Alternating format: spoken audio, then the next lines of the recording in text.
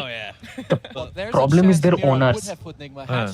Walk में कभी लेके नहीं जाता वो भी golden retriever I believe in I do. I'll tell you why. दिन भर घर में Triple Lebanese stack, and they're my boys, and I need them to do well. That is true.